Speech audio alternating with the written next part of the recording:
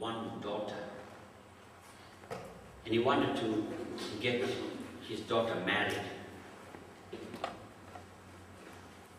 Having only one daughter, her wedding was obviously special to him. He wanted to make it an occasion for everybody to remember. So like everybody else, he also went about preparing for the wedding. Indian wedding, you can imagine. There was a time they used to say, big fat Greek wedding. It's no more big fat Greek, it's the big fat Indian wedding. So that's what he went about. He made sure that the best venue in the house, in the town was hired. He arranged the best deco people to take care of the decoration in the halls, with the best background and all glittering and shining, etc. Everything was bright, glory. And of course the MC, a celebrity in the town, was invited as the MC. Everything was prepared. And the write-up about the family, etc., everything is prepared. And he invited the most renowned priest that is available to conduct the wedding.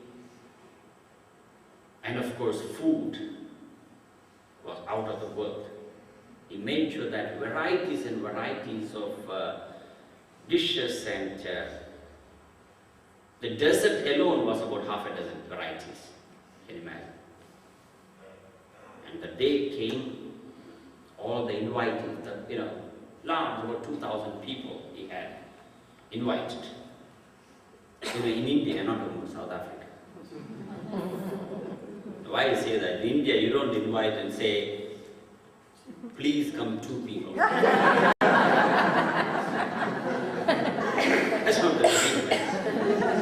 You come invite the whole family. That's the way it is. I'm not joking.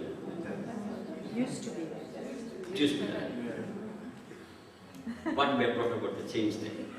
Anyway, I'm not interested. And there's something more about Indian wedding. We write at the bottom of the wedding card, gifts only in the form of blessings. Which means, please don't bring any gift. That's a very polite way of saying gifts only in the form of blessing. Please come and bless us, don't bring any gift. And what do you do here? Tell them which shop to buy. And that's what I was told. I'm not putting words in your mouth, please. Anyway, so he prepared the best of wedding card, everything, and the day came, all the invitees were present, etc. And the priest came, and the occasion is that, the bride and bridegroom is to be invited, etc. So the priest arranged everything and told the father, now you can bring the bridegroom. Then he, oh, I forgot to arrange the bridegroom. He did everything else, he forgot that he has to arrange a bridegroom. He forgot about it. Totally forgot. You may laugh at it, right? That's exactly what we also do in our life. That is, if you actually analyze, everybody is making elaborate preparations after preparations after preparations to live, but they forget to live. From morning to evening, from birth to death, if you analyze what are we doing, we are preparing to live. We work hard, put in a lot of effort in terms of preparation, but if you ask when are we going to live, the day will come, but it never comes. When you were a child, going to school, you see your older siblings or your cousins going to secondary school, high school, you are so eager to grow up and you want to go to high school. And when you reach high school, you found everybody else is going to the university, you were so eager to go to the university. And when you go to the university, you thought, okay, once I finish the university and get a job, then I will start living. You finished the university, you came out of the university with flying colors, you got a brilliant job, plenty of money. Then you thought, okay, I've got money and got a fancy car. What car?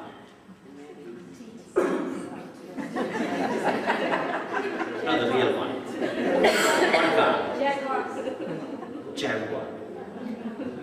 Why are you compromising? Something better. Not saying Jaguar is any less, don't get me wrong. Right.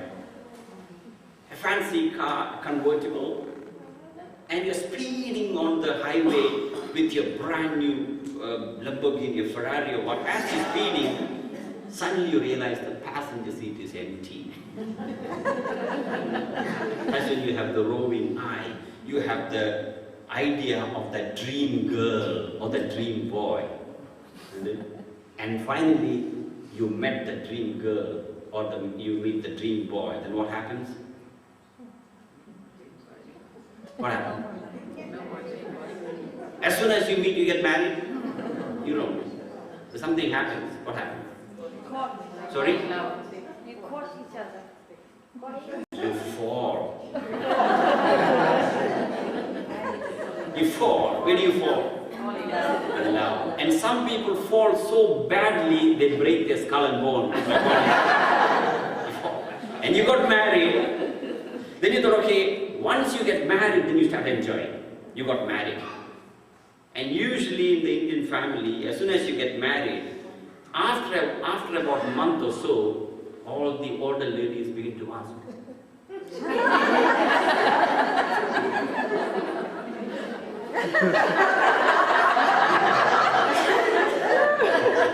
what is that? Baby. When is the baby coming? Alright, you thought, okay, once a child comes, you start enjoying. And few months went by, and you declared the news that you're expecting a baby. And the baby came, and then you know the story. Busy. Then you thought, okay, once the baby started going to school, then I'll have enough time to study spirituality. The baby started schooling. Started schooling, then you have to take the baby for tuition, then the sports, and music class, and the dance class, and this class, and that class. Whole day goes around taking the baby from place to place. It's gone. Then you thought, okay, once the child goes into school, secondary school, you have more time. You don't need to send the child to the tuition next day, you have time. Secondary school, okay, now once the child goes to university, she'll be away from home, go to Cape Town or Joburg or US or London or whatever, then you have time. The time came, the child went to the university, you thought, okay, start spiritual.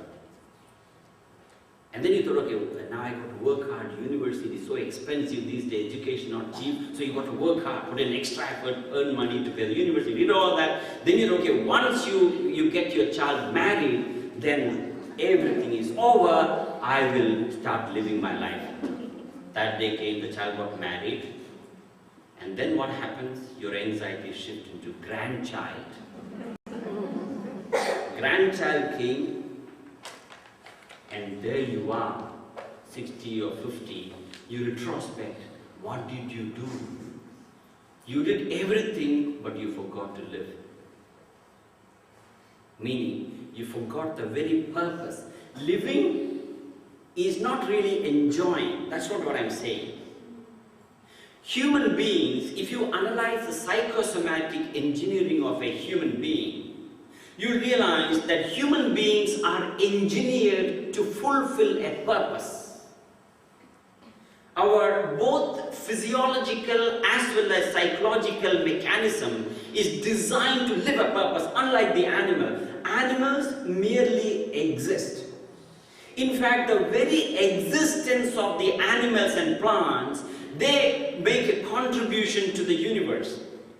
What we call as beings, Their mere presence is making a contribution. The animals in the forest, or some of the animals in the submarine animals, which some of which we don't even know what they are, millions of species not even discovered, their presence is making a contribution, whereas human beings need to make a contribution consciously.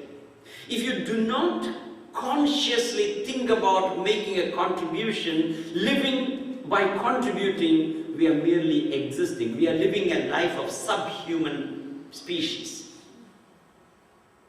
So you got to live for a purpose. You got to ask yourself, what is my purpose? What am I here for? What is my contribution to the world? I'm not saying that you all should become a Mahatma Gandhi or Mother Teresa or Abraham Lincoln. I'm not saying that. In our own humble way, you got to ask, did I make a difference in my circle of influence? A little bit of value that you would add. Then you are fulfilling a purpose. There are two important days in your life. One is the day you are born, and the other is the day you discover why you are born. A lot of people never discover as to why they are born. We as human beings, we have been given this embodiment as a human being because we finish all the other incarnations and other species, and only then we evolve into the state as a human being, but we forget the purpose.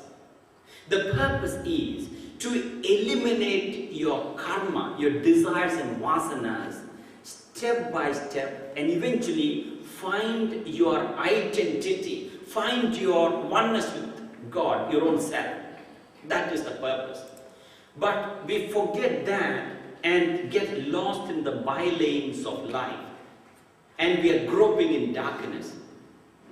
Therefore, the Upanishads cries out in the Isavasya Upanishad. It says, Ihacheta vedi tada satyamasti, nacheti haveti mahati vinashti.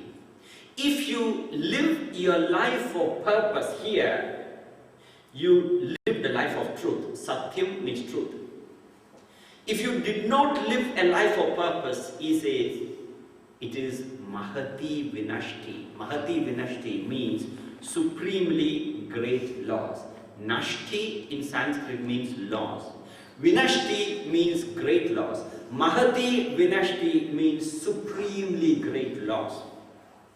But unfortunately, we do not understand the loss that we are incurring. As a result, we are very comfortable. That is why, as I told you in the beginning, the scriptures calls us, what do they call us? Sorry? Sometimes he calls us children. Fools. When they call us children also, that's a very polite way of saying children. Bala. Polite way of calling us fools. Correct. When they call Bala, children. Meaning, not intelligent. Now, why do they call us fools? Why the Mahatmas, the scriptures call us fool?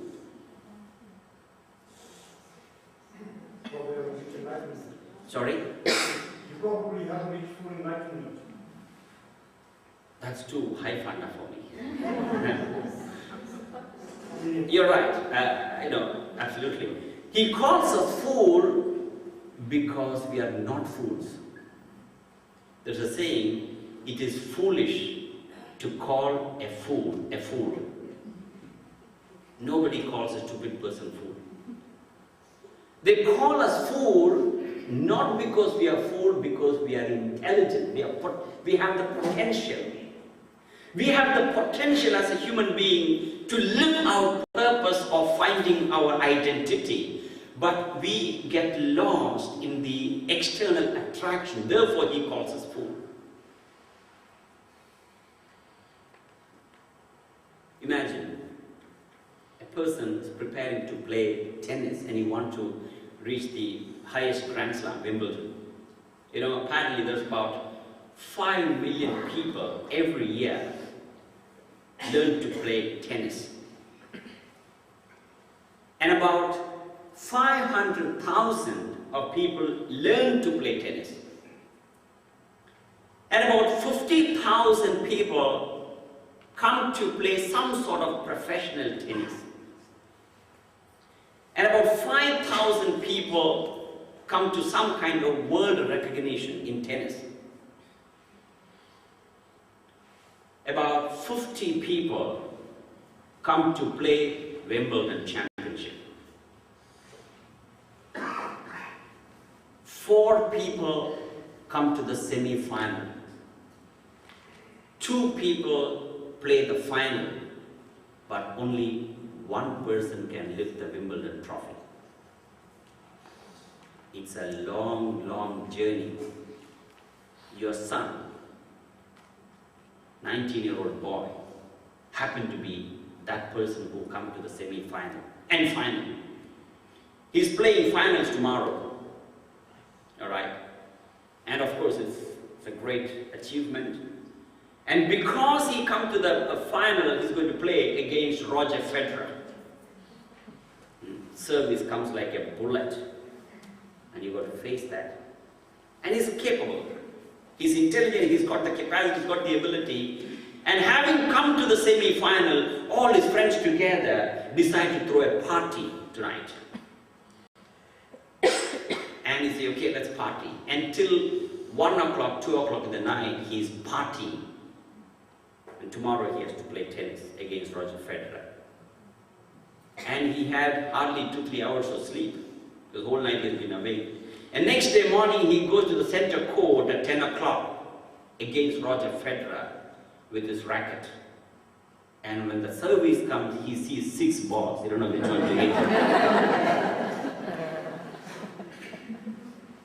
Having come to that stage as so close to lift the Wimbledon Championship, and he partying whole night, 3 o'clock, till 3 o'clock in the night, what would you call him? Sorry?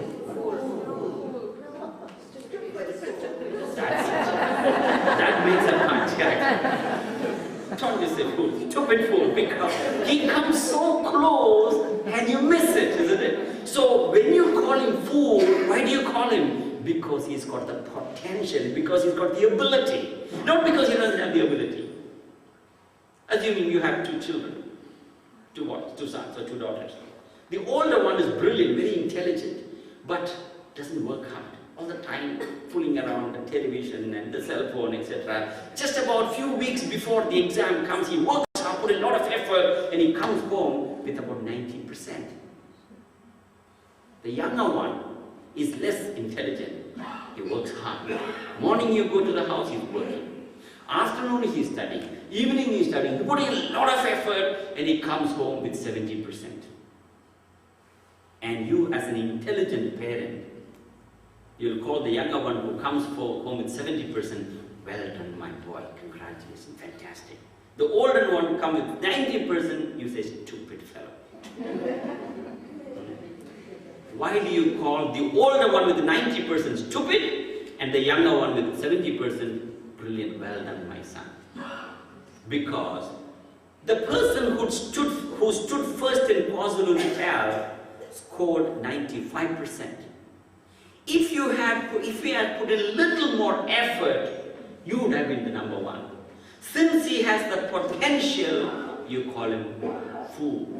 Similarly, when you go to the scriptures, these masters are impatient sometimes. They address fools because we have the ability to discover our purpose, our identity. How do we do that? Through spiritual practices. Now, when you say sadhana, spirituality and discipline, you don't have to give up your worldly possessions and enjoyment. You only have to interlace the spiritual practices in your day-to-day activity. That's all you need to do. Many people get into the impression that if you want to be religious, you need to give up the worldly enjoyment. No religion asks you to give up anything simply because you can't give up. When you take up something higher values, the lower values will automatically give you up. Thus you live your purpose. So step by step, we eradicate your karma. We analyzed yesterday the chronology of action. Within our subconscious realm, we have the vasanas. Vasanas are the root of your personality. It is the root of your karma. All your karmas are recorded in your causal body. If you want to call the computer, to use the computer terminology, that is the hard drive, if you want to call it. All the data is stored in there. Is that what you call it? That's your causal body. And it manifests as thought. Thought further manifests as desire. Desire is difficult to control. You can control at the thought level. If you allow the thought to develop into desire, it's rather difficult to control. And once you allow the thought to develop into desire, action becomes almost impossible to control. And once you perform action once, you want to do it over and over again. And if you perform an action, a negative action, it's even more difficult. See, sometimes when you do an action, wrong action, adharmic activity, your conscience warns you. As I told you, that unseen hand whispering, that is not the right thing to do. And when you ignore the call of the conscience once, next time when you do it, the voice of the conscience is less loud. Third time, it is lesser. A time will come, you will not be able to listen to the call of the conscience at all. Then you believe that what you're doing is right. Your own wrong action, you begin to develop a conviction that this is right. And much later, when you go on doing the wrong action over and over again, the negative consequences of that action or that karma will come back to you. That is when you wake up. And then you ask, why me? Why me? You don't feel that you're doing anything wrong, because initial stages, you were absolutely careless to listen to the call of the conscience. You continue doing the wrong action. A time will come that you feel everything is alright. You don't feel there's anything wrong. And when the negative repercussion comes, you ask the question, why me? I didn't see anything. I didn't do anything wrong. Not that you didn't do anything wrong, you were not aware that you are doing anything wrong. You know, human intellect, as you know, is the controlling factor. We have the manas, buddhi and ahankara. That is mind, intellect and the ego. Your intellect is the controlling factor, governing factor. Your intellect ought to become aware, conscious of the actions that you perform. But what happens is, very often, our intellect is not available to see if you're doing the right action. When your intellect is strong enough, your intellect is available before you do something wrong, and you're aware, what am I doing? Stay away from it. Intellect is available before the action, ideal condition. You're conscious that you're doing something wrong, you refrain from it. Some cases, intellect is available during the action. As you're doing something, suddenly you realize, my God, what am I doing? You correct it, you stop it. Some cases, intellect is available after the action. Having done something, you regret. Why did I do it? Most people, or a lot of people's case, intellect is never available, and they never know that they have done something wrong. They're not aware of it. And when the effect of the karma happened, they ask the question, why am I going through this? Remember, ignorance of the law is no excuse. That is applicable not only the man-made law, also the law of karma. Your ignorance of law is no excuse. You as a human being, you ought to learn the laws of life living. That's what the karma that we're talking about. So, the two aspects of karma that we discussed yesterday, the law of destiny and the law of karma. The law of destiny relates your present to the past. The law of karma relates your present to the future. According to the law of destiny, you are the product of the past. According to the law of karma, you are a producer of the future. You are the fruit of the past. At the same time, you are the seed of your future. According to the law of destiny, past is the cause, present is the effect. According to the law of karma, present is the cause, future is the effect. According to the law of destiny, you are the continuity of the past. Law of karma says not only that, what you modify now determines your future. When you understand the law of destiny, you become a pessimist. You have no control over the past. When you understand the law of karma, you have a choice, a control over your future. When you understand the law of destiny, you become a slave, you become a master. When you believe in fatalism, accept fate, you become a pessimist. Here, you gain optimism. When you understand the law of destiny, you know that you're a prisoner of the past. That's why I told the gentleman that I told you the other day, I'm speaking to the prisoners. We are all prisoners of our own karma. In fact, that is much greater prison than any other prison that you can think of. The prison of our own karma. That is the liberation, moksha or mukti that we need to gain. When you understand the law of karma, you become the pioneer of your future. Your choice, which side you want to focus upon. So when you understand the entire dynamics of the law of karma, what we expect is to bring about a paradigm shift, as I told you. The jnana chakshu of Lord Shiva. So when the knowledge seeps into your system, that is when the jnana chakshu opens. There's no eye, it is eye of the mind. There's no physiological eye, please. You open your eye. You know, haven't you come across, some time or the other, you must have made the statement in your own life. That is, haven't you said in some context or the other, ever since?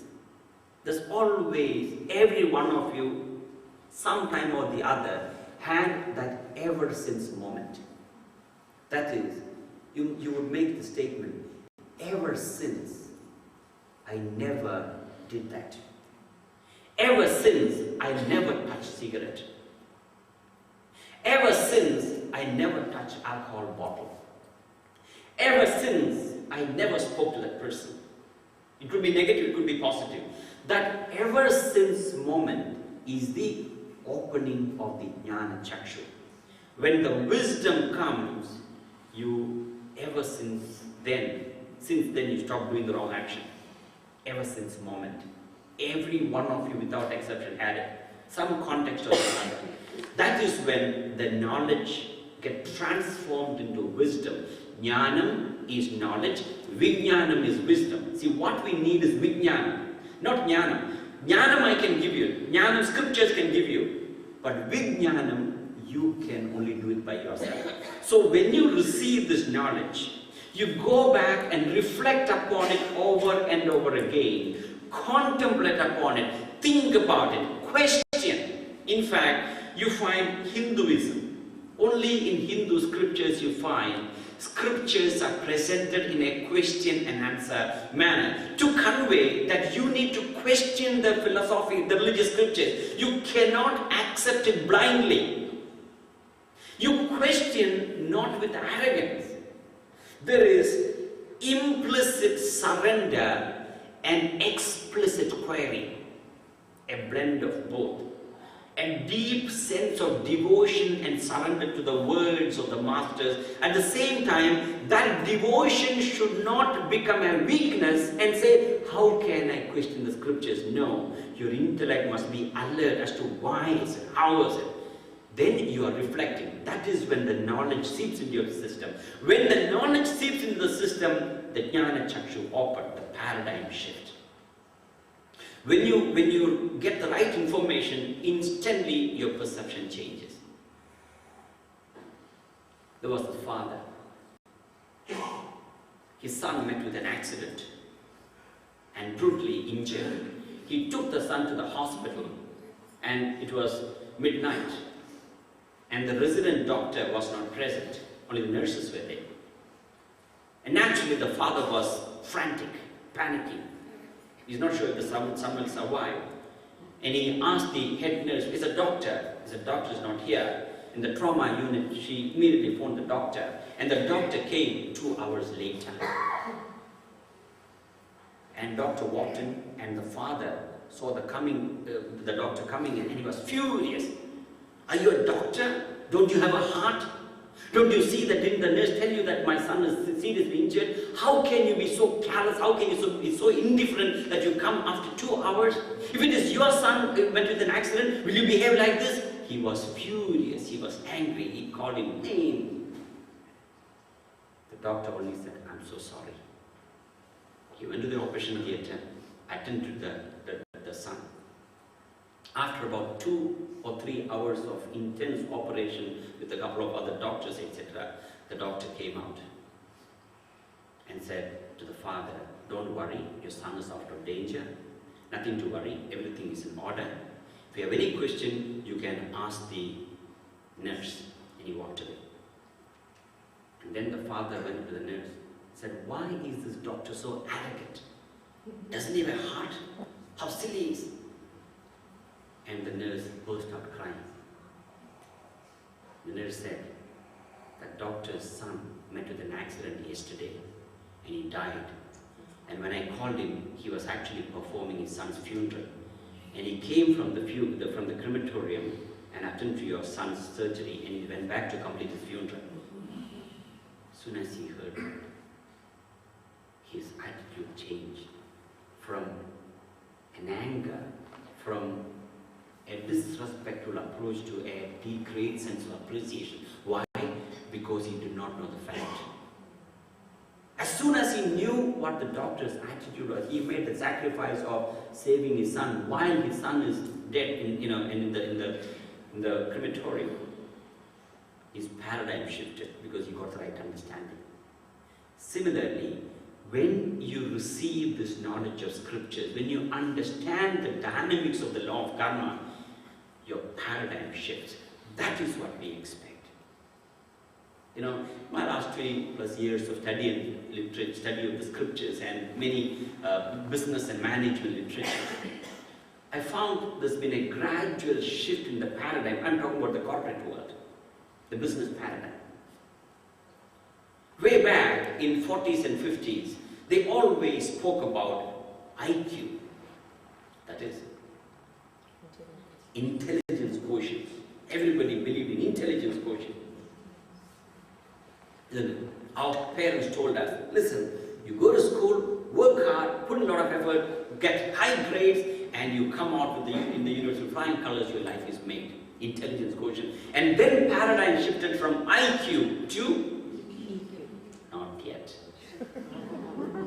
From IQ to PQ. Japanese came up with the idea and said, listen, intelligence is not everything, passion. If you have passion for something, even if you don't know, the very passion itself will teach you how to do it. It is true.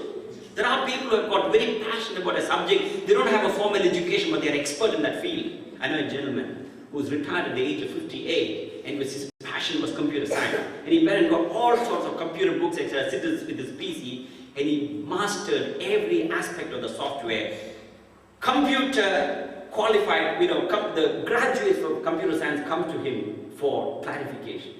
No formal qualification, but he has got the passion. PQ. And then paradigm shifted from PQ to not yet. From PQ to MQ, that is moral quotient.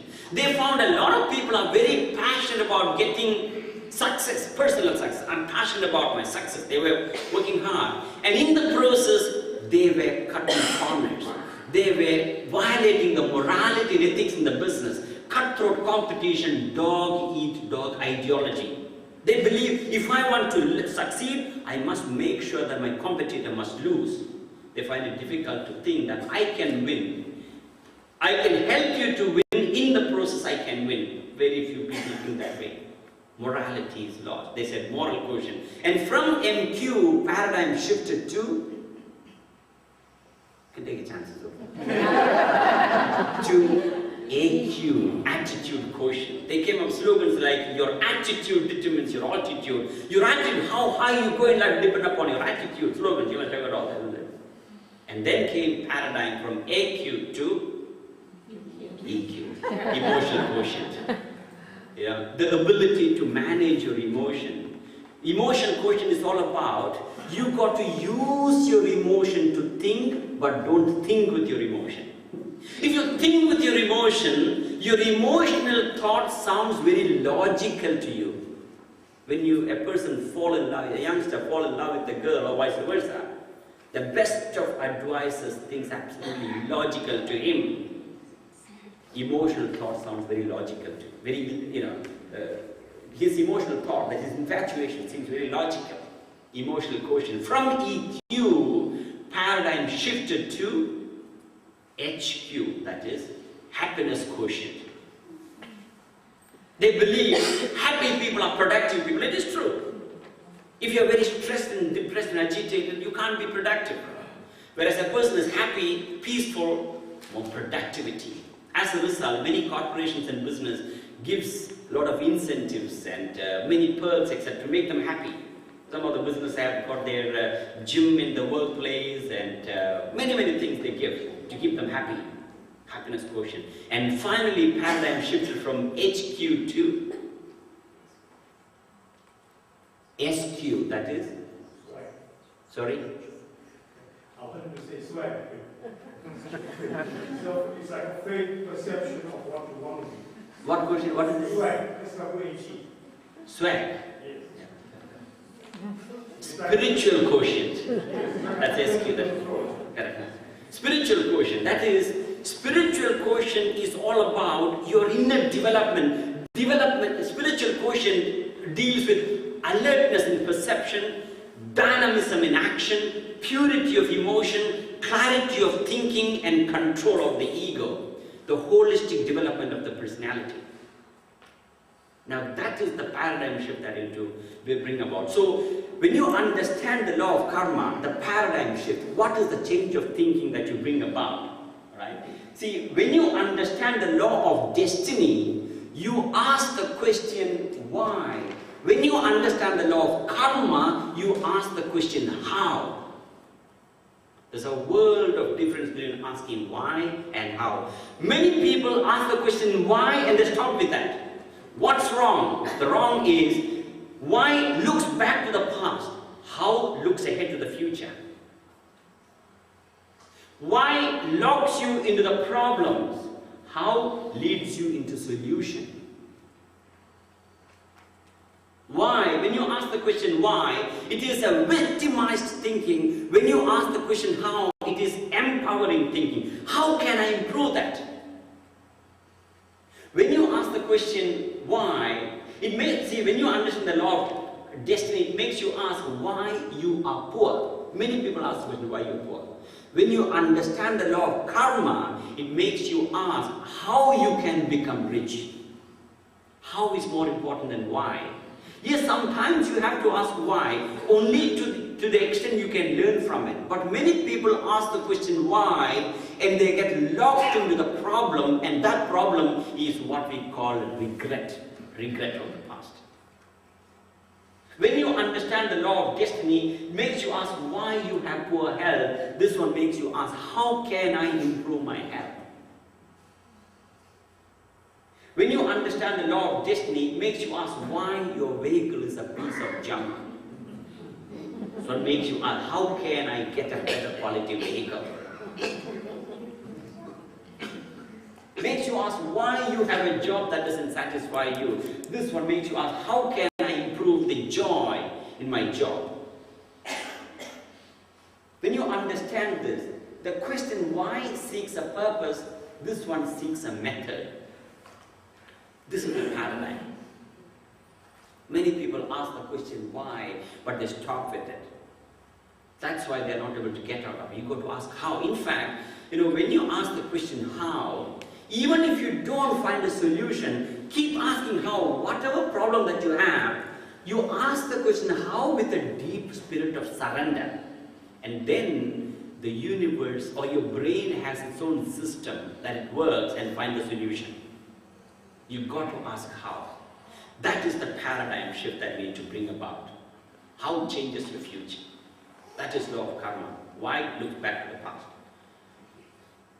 Now, having understood thus far, you need to understand the different types of karma.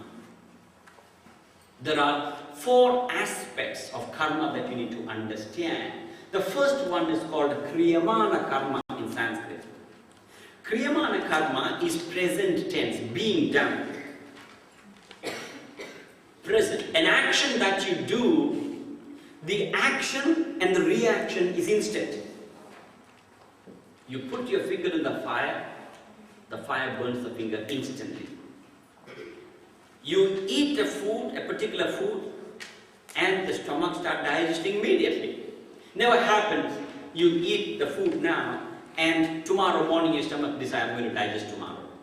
Doesn't happen. Action and reaction are instant. Present, kriyamana karma. No consequences later. So such activities are called kriyamana karma. The second type of activities are called sanchita karma. Sanchita karma, this you got to understand. Sanchita karma is the total accumulated karma. All the karmas that you accumulate over many janmas, many lifetimes that you went through, that you accumulated, it is registered in your causal body or your inner hard drive. That is sanchita karma. To use an analogy, sanchita karma is your total bank balance. All the assets put together, to use the economic term, that is your sanchita karma.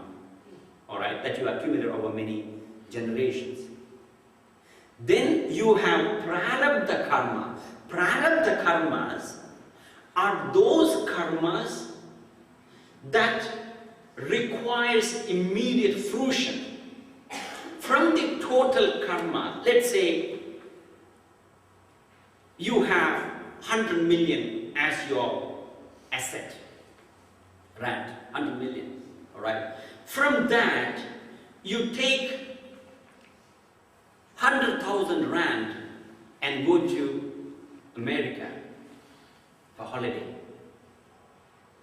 So that 100,000 rand that you took and go to America for holiday, that is your prarabdha karma. From the total bank account of your karma, you are born in this life as a human being with certain amount of karma which you have to go through experience only. You cannot reduce that karma through spiritual practices. You cannot burn away that karma through sadhana or spiritual practices. You are necessarily go through that experience. Those karmas are called prarabdha karma. You're born with it. Your destiny that you have to go through. That is your destiny that people often talk about. It's my destiny. Then the fourth component is your purushartha or free will that we discussed. Spend a lot of time understanding. Free will. Free will is the ability to choose your thoughts. Let's say you took 100,000 rand and go to America and you have your itinerary very clear. And when you reach there, you found, let's say, from San Francisco, you were supposed to go to Detroit, just off the cuff, and you found bad weather, there's terrible storm and hurricane, etc., and you decided not to go because of bad weather. You had 3 days extra, and you decided to go from San Francisco to Las Vegas, and you tried your luck in a casino because you had extra money. All right. And you tried your luck there in the casino, and luck would have it, you won a jackpot. And when you get money there, you can credit that money that you won there into your bank account here in South Africa. Isn't it? You earned money and you credit that here because you don't have so much money. Or the reverse can happen. When you tried your luck, you lost all the money that you had. You only had 100 rand left. And then you go to the internet cafe, go to the computer or whatever, go to the local bank, and being there, you can withdraw more money from here, isn't it? So that ability to earn more money from America, or that ability to withdraw more money from your total bank account, that ability to create more karma, or eradicate your existing karma, that ability is called a purushartha, free will. every one of us, having been born as a human being, this sojourn in this earth is like a holiday to America. Being here, you can perform selfish, egocentric activity all the time. You're thinking about my money, my enjoyment, my pleasure. Selfish activity creates more karma. Or while you are doing what you're doing, you can change your intention from selfish to unselfish. Through that, you can eradicate the existing karma. That is called Purushartha. Freedom. So these are the 4 aspects that you need to understand. The total bank balance is your sanchita karma. So our effort here through spiritual practices, when we say we need to exhaust our karma, we need to burn our karma, we are talking about the sanchita karma, the total accumulated karma that you have to go through. See, there are many things in life you do not have much choice over, isn't it? So those aspects that you do not have much choice over is called prarabdha karma. There are certain things that you do have choice over, certain things that you do not have choice over. Those things that you do not have conscious choice over is called your destiny, that you are destined to go through. What are some of the things that you do not have choice over? Your gender. Did you choose your gender? No. It's your destiny. The country that you are born, it is your destiny. It was not a conscious choice. Your skin complexion, your destiny. Your parentage, your destiny.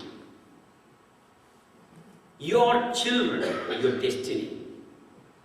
There are many things that you do have control over, many things that you do not have control over.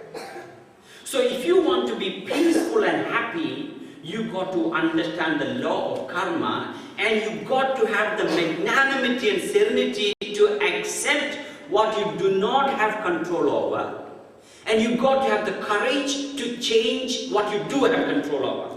The famous Alcoholics Anonymous prayer. You know that, isn't it? What is the Alcoholic Anonymous prayer? Don't worry, we don't assume that. Alright, tell us. Alcoholic Anonymous prayer. Lord, grant to me the serenity to accept what I cannot change. Courage to change what I can, and the wisdom to know the difference. You need to have the wisdom to know what I need to accept gracefully, and you got to have the intelligence and courage to change what you can. What you cannot change, you have to accept it. What cannot be cured must be endured. Many things that you don't have choice over, you have to accept it, but no choice. If you don't accept it, that is when you suffer. If I were to give you a formula for suffering, what is suffering? Suffering is equal to S is equal to P into R. That is, suffering is equal to pain into resistance. When you resist pain, that is when you suffer. If you accept what is inevitable, you don't suffer. For example, weather. Can you do anything about it? You can't. Simply have to accept it. What is it? If you accept it, you will understand that what a beautiful cosmic phenomena, the weather pattern changing. Because if it doesn't change, we can't live. What you cannot change, you got to accept it. There are many things that you do not have control over. What you do not have control over is your destiny. If your father is poor, it is your destiny. If your father-in-law is poor, it is your stupidity.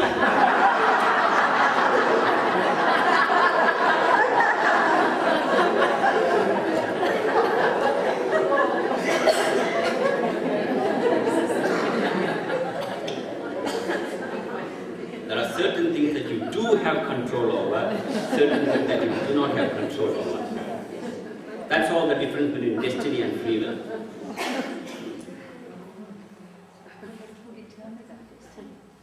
don't have control about destiny, but who determines our destiny? Your karma. Karma. Your past karma. Even our gender as well. Everything. Everything. So, karma. Kriyama, you need to understand this when we talk about the dynamics of birth and death. Fourth aspect, kriyamana karma, that is immediate. You know, you do something, effect is more physical. Alright. Then you have the sanchita karma, total karma, prarabdha karma, and your purushartha, free will. Now, Bhagavad Gita says, the 4th chapter, verse 17, he gives us, verily, action must be known, action should be known, forbidden action should be known, inaction should be known, and the nature of action is deep and mysterious. Karmano hyavi bodhavyam, bodhavyam cha vikarmanaha, akarmanascha bodhavyam, gahana karmano gati, says Lord Krishna. The course of karma is deep and unfathomable. It is very, very mysterious. Don't take it very lightly. See, many people take the law of karma. Why are you spending 7 days, 7 evenings, talking about law of karma? What don't you know? Cause and effect. As you sow, so shall you reap. What's the big deal? What is 7 days you're going and wasting your time? That is what is warning us. The course of karma, gahana karmano gati. The course of karma is deep and unfathomable. Don't take it lightly. It is not as easy as you think. Even what we are talking, it's not in nowhere near exhaustive explanation. It's not enough to 7 evenings. You got to go, but we can't spoon feed, can we? You got to go back and reflect upon it. Think about it, and then you'll find it sits in your system. Action should be known. What is action? That is your obligatory action. What is your karma? So karma can be further divided into various categories. One is nitya karma, naimittika karma, kamya karma, vikarma and akarma. These are the 5 components. Karma, nitya karma, see, karma can be categorized into the first 3. The yellow color that you see. Nitya karma is regular routine activities are called nitya karma. Okay. You have your own nitya karma. You wake up in the morning, then you do your morning chores, take the car, drive to work and do your work, and even you come back, and that is routine. Regular routine activities are the nitya karma, regular routine activity. We all have our nitya karma, different for different people. Then you have naimittika karma, that is your occasional special duties. Now, what we are going through in the 7 days, 7 evenings is your occasional special duty. It is your it is your blessing rather. It's my blessing as well to be able to speak to you. So when you hear that there is karma, you need to understand that it is occasional special duty. You can't miss the opportunity. Or let's say you have your regular routine activity. One midnight, about 1 o'clock, your neighbor comes and knocks at your door and says, please, my child is suffering from very high temperature for some reason. It's quite serious. My vehicle is not available. My vehicle is gone for service. Can you please take my child to the hospital? Occasional special duty. Doesn't happen every night, does it? Occasional special duty. That you got to perform. You can't ignore it. Then kamya karma. Kamya karma is desire, permissible desire in an action. There are certain desires you can enjoy, which is innocent. In fact, there are certain innocent pleasures you must enjoy. Enjoying those innocent pleasures will ease your mind, will give you enough serenity to do what you have to do. You don't have to be cruel to yourself and say, no worldly pleasure, I want to exhaust your karma. That is being unreasonable. You become a frustrated, suppressed, repressed caricature. No, that's not it. Permissible desire and action. There are certain things that you can enjoy, but when you enjoy, don't go back, keep lingering in it. You go to a restaurant, enjoy the meal, fine. Don't come back and, it was so nice, good. Don't do that. Enjoyment is okay. And then you have vikarma. Vikarma is forbidden action. forbidden by two things, by your conscience and the society. If you go to Arabia, so Saudi Arabia, you cannot, if you are a female, you cannot walk with your jeans. It is not forbidden by your conscience, but is forbidden by the society there. They have such rules, very strict rules. And some of the rules might appear very strange to you. Sometimes it's ridiculous as well. One of the rules they have apparently is that you cannot, if you're a lady, you cannot walk with another man if he is not your husband. Strange. So when I landed there first, my host picked me up from the airport. It's about 1 hour drive. And we were talking, and he was telling me the rules, etc., all these things, you know, how strict the country is, etc. One of the things he said was, listen, you know, if you're not allowed to walk with another lady, if she is not your wife. I said, okay, I have no intention, and I don't know anybody else except your family.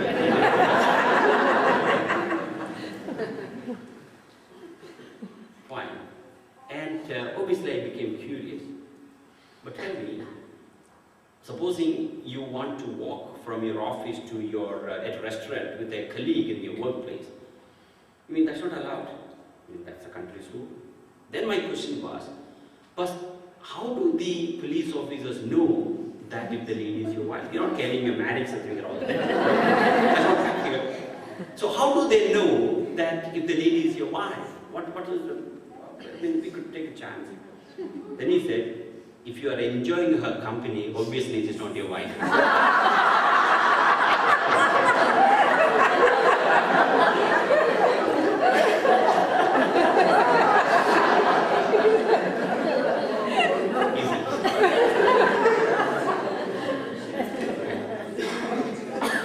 Vikarma, forbidden action. There are certain actions forbidden by the society, there are certain actions may not be forbidden by the society but against your conscience. For some people who believes meat eating is not right as a Hindu, it is forbidden by the conscience. Society doesn't forbid. So such action, those activity, that is if your conscience is warning you against, if you do it, that is vikarma. You got to follow your conscience. Akarma is the enacting principle, that is the Atman within the God principle. Atman elevates your body, mind and intellect to perform your respective activities, but it has no activities. Electricity elevates the bulb to give light, but electricity has no light in it. It produces heat in the heater, but electricity has no heat in it. Petrol enables all the car to move, but petrol has no movement. Petrol by itself doesn't move. So that enacting principle, which acts as a catalyst, is akarma, the self within. Just as when you want to take, in the chemical laboratory, if you want two chemicals to react, and some of the chemicals do not react immediately, you add a third chemical called a catalyst. Now catalyst does not participate in the chemical reaction. In the presence of the catalyst, the chemical reaction takes place, but the catalyst does not react. That catalyst is akarma. So, niyatam kuru, so karmano hyavi karman bodhavyam cha vikarmanaha, akarmanascha bodhavyam gahana karmano gati. Action should be known, inaction should be known, forbidden action should be known, kamya karma should be known. The course of action is deep and unfathomable. Now the question is, how do you reduce your karma? One of the very important aspects of life is to understand what Bhagavad Gita calls as swadharma. Swadharma means one's own basic nature. Swa means one's own.